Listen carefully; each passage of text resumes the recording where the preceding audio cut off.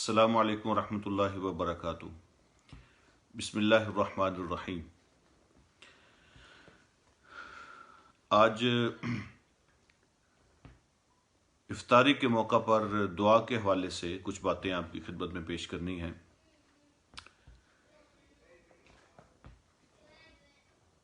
کون سی دعائیں مانگی جائیں اور جو مشہور دعا ہم کرتے ہیں روزہ کھولنے کے وقت کی دعا، تو کیا وہ افطاری سے پہلے مانگی جائے یا افطاری سے بعد مانگنی ہے؟ کون سی دعا مانگنی ہے اور کیا کرنا ہے؟ اور افطاری کے وقت جو دعائیں ہیں ان کے اندر کیا اثر ہوتا ہے، ان کا کیا فائدہ ہوتا ہے؟ تو یہ ایک اب یوں سمجھیں کہ آج میں اسپیشل جو درد دل ہے وہ آپ کے ساتھ شیئر کر رہا ہوں، اور یہ میری ایک بڑی خاص جو ہے نا وہ ریکویسٹ ہوگی، درخواست ہوگی آپ سے، اور یہ خاص مجلس ہے آج کی جو مجلس ہے۔ پہلی بات تو یہ ذہن میں رکھیں کہ سیدنا ابو ہریرہ رضی اللہ تعالیٰ عنہ حدیث بیان کرتے ہیں، اور یہ ترمذی کے اندر حدیث موجود ہے اور یہ صحیح حدیث ہے۔ حضور علیہ الصلوۃ والسلام نے ارشاد فرمایا کہ 3 قسم کے لوگ ایسے ہیں کہ ان کی دعا کبھی رد نہیں ہوتی، ان کی دعا ریفیوز نہیں کی جاتی، اور ان میں سے ایک بندہ وہ ہے الامام العادل، وہ جو انصاف کرنے والا اور سب کو ان کے حقوق دینے والا جو لیڈر ہوتا ہے، جو بادشاہ ہوتا ہے، تو اس کی دعا اللہ رد نہیں کرتے۔ دوسرے نمبر پہ فرمایا والصائم حین یفطر، اور اسپیشلی وہاں پہ حدیث کے اندر یہ لفظ استعمال ہوا ہے اور وقت بیان کیا گیا ہے کہ روزے دار کی دعا بھی کبھی رد نہیں ہوتی، جو دعا وہ اس وقت کرتا ہے جب افطاری کا وقت ہوتا ہے۔ جب افطاری کا وقت ہوتا ہے تو وہ جو دعا کرتا ہے روزے دار، اس کی دعا وہ رد نہیں کی جاتی۔ اور تیسری فرمائی کہ مظلوم کی دعا کبھی رد نہیں ہوتی، اور مظلوم کی دعا کے بعد پھر حدیث کے یہ الفاظ ہیں کہ اللہ رب العالمین اس کو ایکسیس دیتے ہیں، آسمانوں کے دروازے اس کے لیے کھول دیے جاتے ہیں، اور اللہ مظلوم کی دعا کے بارے میں فرماتے ہیں وَعِزَّتِي لَأَنْصُرَنَّكِ وَلَوْ بَعْدَ حِينٍ، مجھے میری عزت کی قسم، میں تیری مدد ضرور کروں گا، تیری دعا کو میں ضرور پہنچوں گا، چاہے اس میں کچھ وقت ہی لگ جائے، چاہے اس میں کچھ دیر ہی ہو۔ وہ قبول کب کرنی ہے اس کا پتہ اللہ کو ہوتا ہے، لیکن مظلوم کی دعا کے بارے میں اللہ نے اپنی عزت کی قسم کھائی ہے کہ اس کو ضرور سنا جائے گا اور تیری داد رسی ضرور کی جائے گی۔ وقت اللہ رب العالمین اپنے حساب سے طے کرتے ہیں، اس کی حکمت کو پتہ ہوتا ہے۔ کچھ روایات کے اندر والد کی دعا کے بارے میں بھی موجود ہے کہ دعوت الوالد لوالدہ، باپ کی دعا اپنی اولاد کے بارے میں جو ہوتی ہے وہ کبھی رد نہیں ہوتی۔ اس لیے حدیث میں یہ والدین سے کہا گیا ہے اپنے بچوں کے بارے میں بد دعا نہ کرنا، کیونکہ وہ قبول ہو جاتی ہے۔ اسی طرح جو ہے ایک حدیث کے اندر مسافر کی دعا کا بھی ذکر ہے، دعوت المسافر، کہ جو سفر کے اندر ہوتا ہے اس کی جو دعا ہوتی ہے وہ بھی رد نہیں ہوتی۔ اور ایک اور روایت کے اندر مریض کی دعا کا بھی ذکر ہے کہ جو بیمار ہوتا ہے، اس کا دل نرم ہوتا ہے، اللہ کے قریب ہو جاتا ہے، اس کی دعا بھی رد نہیں ہوتی۔ اس کے ساتھ ہی ایک اور حدیث جو مسند احمد کے اندر ہے، اور شیخ البانی نے اس کو بھی صحیح کہا ہے، اوتھینٹک حدیث ہے۔ حضور علیہ الصلوۃ والسلام نے ارشاد فرماتے ہیں، بہت پیاری حدیث ہے، وَلِلَّهِ أُتَقَىٰ فِي كُلِّ يَوْمٍ وَلَيْلَةٍ لِكُلِّ عَبْدٍ مِّنْهُمْ دَعْوَةٌ مُسْتَجَابَةٌ، رمضان کے مہینے میں ہر دن اور ہر رات کو اللہ رب العالمین اپنے بندوں کو آگ سے آزاد فرماتے ہیں، اور ان میں سے ہر کسی کی دعا جو ہوتی ہے اس کو قبول، ایک دعا ہر کسی کی قبول کی جاتی ہے۔ ہر کسی کی دعا جو روزے دار ہیں، سنسیر اصلی روزے دار، ان کی دعا قبول ہوتی ہے۔ اور اس میں ایک اور حدیث کا اضافہ کر لیں، سیدنا جابر رضی اللہ تعالیٰ عنہ نے اس حدیث کو بیان کیا ہے، اور یہ حدیث بھی صحیح ہے کہ حضور علیہ الصلوۃ والسلام، ابن ماجہ کے اندر موجود ہے، یہ صحیح حدیث ہے، نبی علیہ الصلوۃ والسلام نے ارشاد فرمایا اِنَّ لِلَّهِ عِندَ كُلِّ فِطْرٍ عُتَقَاء، ہر روز افطاری کے وقت اللہ رب العالمین لوگوں کے لیے آگ سے آزادی کے اعلان فرماتے ہیں، اپنے بندوں کے لیے آگ سے آزادی کے اعلان فرماتے ہیں۔ وَذَلِكَ فِي كُلِّ لَيْلَةٍ، اور رمضان کی ہر شام کو ایسا ہوتا ہے، کچھ لوگ سمجھتے ہیں نا کہ آخری عشرہ جو ہے وہ آگ سے آزادی کا عشرہ ہے.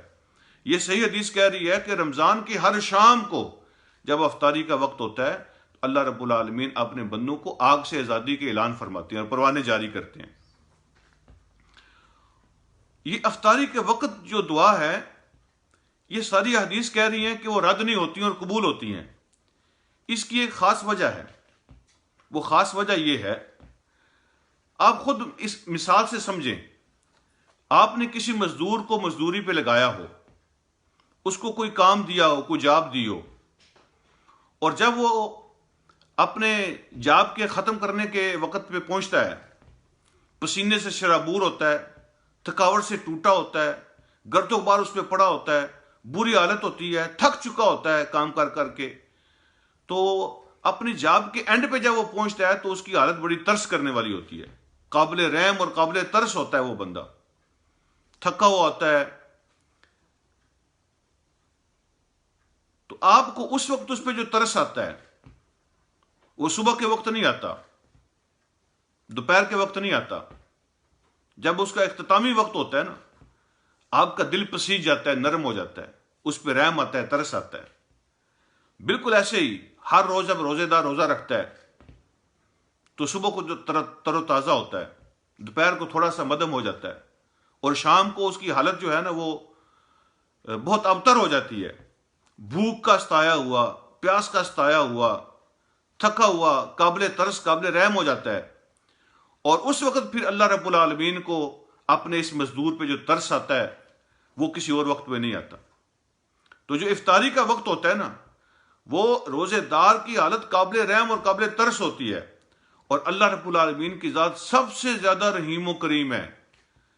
تو جب اس کے سامنے بندہ بھوکا اور پیاسا بیٹھا ہوتا ہے تو ظاہر بات ہے وہ وقت ایسا ہوتا ہے کہ وہ دعا رد نہیں ہوتی. وہ تو قبولیت کا وقت ہوتا ہے، قبولیت کا ٹائم ہوتا ہے.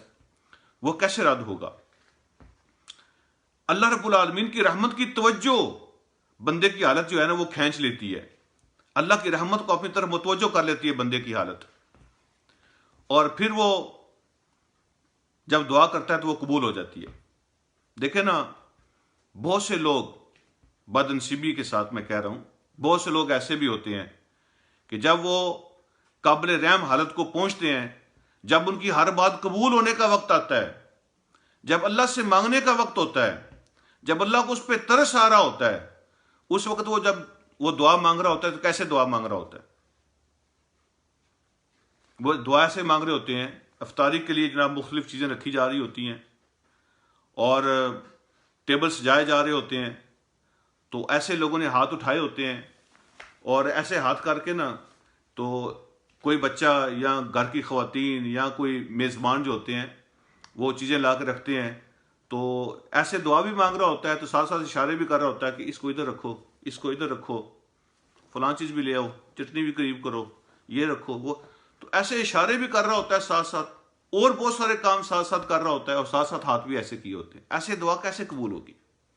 آپ خود اندازہ کریں کہ اگر آپ کورٹ میں کھڑے ہوں، آپ نے کوئی قصور کیا ہو، آپ نے کوئی جرم سرزد کیا ہو، آپ سے کوئی گناہ ہو گیا ہے، آپ کورٹ میں کھڑے ہیں اور آپ جج صاحب سے معافی کی درخواست کر رہے ہوں کہ مجھے معاف کر دیں، مجھ سے غلطی ہو گئی ہے. اور وہاں پہ جب کٹہرے کے اندر کھڑے ہوں تو جج صاحب سے آپ درخواست کر رہے ہوں کہ مجھے معاف کر دیں، اور ساتھ ساتھ اس کمرے میں جتنے لوگ بیٹھے ان کے ساتھ بھی آپ اشاروں کے اندر لگے ہوئے ہیں باتیں کرنے. تو کیا جج اس کو سیریس لے گا؟ واقعی آپ معافی مانگنے میں سیریس ہیں؟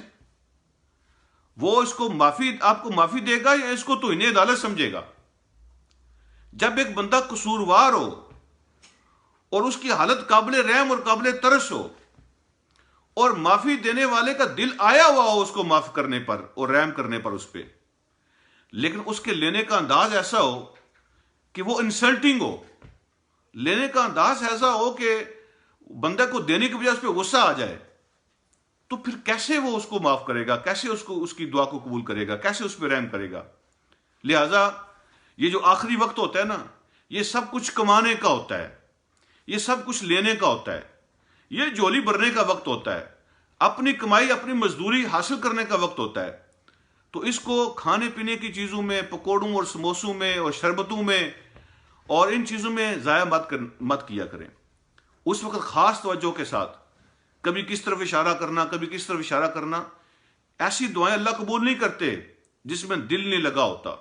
تو خاص اللہ رب العالمین سے اس وقت عاجزی کے ساتھ، وہ جو عدالت ہے نا اللہ پاک کی، اس کو رحم آ رہا ہوتا ہے بندے پہ، اس مزدور پہ، وہ جو تھکا ہارا بھوکا پیاسا اس کے سامنے بیٹھا ہوتا ہے، جب جولی پھیلاتا ہے اس کو رحم آ رہا ہوتا ہے، تو خاص توجہ کے ساتھ مانگے، اللہ اس کو دیتے ہیں۔ دیکھیں اللہ رب العالمین کو ہر چیز کا پتہ ہے، آپ کی ضرورتیں کیا ہیں اللہ اس کو جانتے ہیں، آپ کے مسئلے کیا ہیں اللہ اس کو جانتے ہیں، لیکن اللہ پسند کرتے ہیں کہ بندہ نام لے لے کے مانگے، ٹھیک ہے۔ رپورٹ بھی ساری اگر کورٹ میں پڑی ہو نا تو پھر بھی یہ مانگنے والے کی عاجزی ہوتی ہے کہ وہ کہے کہ فلاں فلاں قصور میں نے کیا ہے۔ جب وہ خود اپنی زبان سے اقرار کرتا ہے نا تو جج کو اور زیادہ خوشی ہوتی ہے، اور وہ سمجھتا ہے کہ واقعی یہ بندہ دل سے مان رہا ہے، ایکسپٹ کر رہا ہے اور اپنے جرم کو قبول کر رہا ہے، یہ واقعی معافی مانگنا چاہتا ہے۔ اللہ کو سب پتہ ہے، لیکن جب بندہ اپنی زبان سے اقرار کرتا ہے، چلیں زبان سے نہ بولے، دل میں بھی اگر اقرار کرے نا، اللہ اس کو بھی جانتے ہیں، سن لیتے ہیں اس کو، منہ بے شک نہ ہلائے، لیکن دل میں ان سارے گناہوں کو یاد کرے جو اس نے اللہ رب العالمین کی نافرمانیاں کی ہیں، وہ ساری باتیں ذہن میں لائے جو وہ اللہ سے لینا چاہتا ہے افطاری کے وقت۔ جو افطاری کے وقت کی دعا ہے کبھی رد نہیں ہوتی، کبھی رد نہیں ہوتی، یہ مزدور کے لینے کا وقت ہوتا ہے۔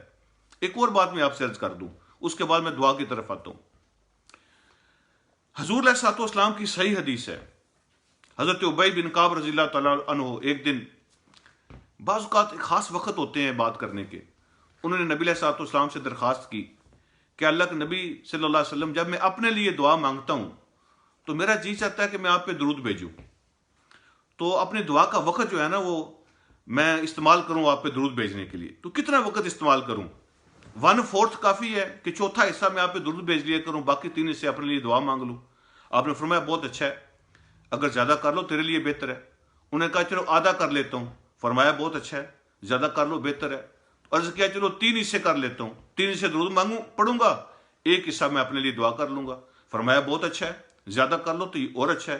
تو پھر عرض کیا کہ جو ٹائم میں اپنے لیے دعائیں مانگوں گا نا تو وہ سارا وقت میں آپ پہ درود بھیجتا رہوں گا، ٹھیک ہے جی۔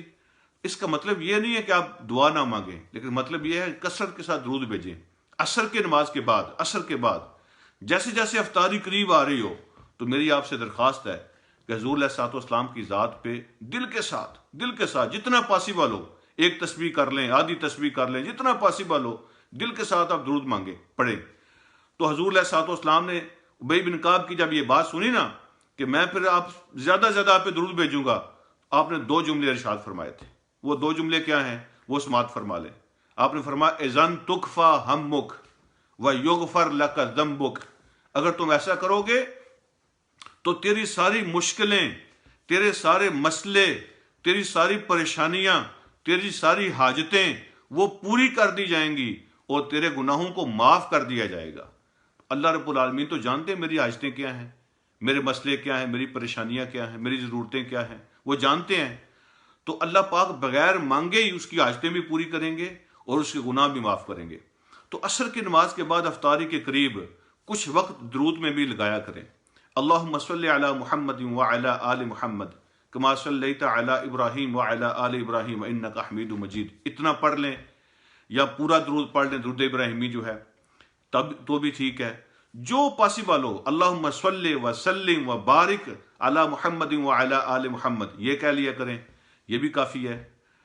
آخری بات، یہ جو افطاری کی دعا ہوتی ہے یہ کب مانگنی ہے؟ افطاری سے پہلے عام طور پہ رواج ہے کہ افطاری کے بعد مانگنی ہے۔ وہ دعا کون سی مانگنی ہے؟ عام طور پہ ہم دعا مانگتے ہیں نا کہ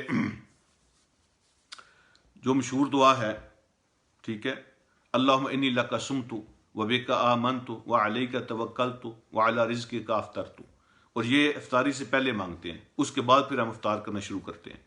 تو ایک تو گزارش یہ ہے کہ یہ جو دعا ہے، یہ جو روایت حدیث کے اندر آئی ہے جس میں یہ دعا بیان ہوئی ہے، یہ مرسل روایت ہے، اور مرسل کا مطلب ہوتا ہے کہ کوئی تابعی جب بیان کرتا ہے تو وہ کہتا ہے کہ میں نے نبی علیہ الصلوۃ والسلام سے یہ حدیث سنی ہے، درمیان میں صحابی کی بات نہیں کرتا۔ تو مرسل جو روایت ہوتی ہے وہ کمزور ہوتی ہے، تو یہ کمزور روایت ہے، یہ کمزور دعا ہے۔ جو صحیح اور اوتھینٹک دعا ہے نبی علیہ الصلوۃ والسلام نے جو مانگی ہے وہ یہ ہے، طریقہ اس کا یہ ہے، آپ بسم اللہ الرحمن الرحیم پڑھ کے آپ روزہ کھولنا شروع کر دیں، بسم اللہ وعلی برکت اللہ پڑھ کے روزہ کھولنا شروع کر دیں، اور جب آپ روزہ کھولیں گے کوئی چیز آپ کے منہ میں جائے گی، پانی پیئیں گے، کھجور کھائیں گے، اس کے بعد جب افطاری کر لیں گے تو اس کے بعد کی جو دعا ہے جو حدیث کے اندر بیان ہوئی ہے، اور وہ دعا یہ ہے، ذہب الظمأ، بھوک پیاس ختم ہو گئی ہے، وابتلت العروق، میری جو خشک آنتیں تھیں نا، خشک میرا جو معدہ ہو گیا تھا اب وہ تر ہو گیا ہے، وثبت الاجر انشاء اللہ، اور اب میرا اجر اللہ رب العالمین کے ذمے ہو گیا ہے، میں اس پہ مطمئن ہو گیا ہوں۔ ذہب الظمأ وابتلت العروق وثبت الاجر انشاء اللہ، یہ ہے اصل دعا جو اوتھینٹک ہے، اور افطاری کے بعد مانگنی چاہیے، کیونکہ اس میں یہ بیان ہو رہا ہے نا کہ میرا معدہ اب تر ہو گیا ہے جو خشک ہو گیا تھا، میری آنتیں تر ہو گئی ہیں جو خشک ہو گئی تھیں، تو وہ تر تب ہوتی ہیں جب آپ کچھ کھاتے ہیں، کچھ پیتے ہیں، تر ہوتی ہیں، اس کے بعد پھر دعا مانگنی ہے، اس کے بعد پھر دعا مانگنی ہے۔ اور جب آپ کسی کے دعوت پہ گئے ہوئے ہوں، کسی کے ہاں افطاری کر رہے ہوں، تو وہاں پہ نبی علیہ الصلوۃ والسلام کی جو سنت ہے دعا مانگنے کی وہ یہ ہے، افطر عندکم الصائمون واکل طعامکم الابرار وسلط علیکم الملائکہ، کہ تیرے پاس روزے دار آ کے روزہ کھولتے رہیں اور نیک لوگ تیرے دسترخوان سے کھانا کھائیں، اور فرشتے تم پہ اللہ رب العالمین کے ہاں تیرے لیے رحمتوں کی دعائیں مانگتے رہیں۔ تو یہ دعا اس آدمی کے لیے ہے جس کے گھر میں آپ کھانا کھائیں، جس کی دعوت پہ آپ جائیں۔ اللہ رب العالمین مجھے اور آپ کو کہی سنی باتوں پہ عمل کی توفیق عطا فرمائے۔ السلام علیکم ورحمۃ اللہ وبرکاتہ۔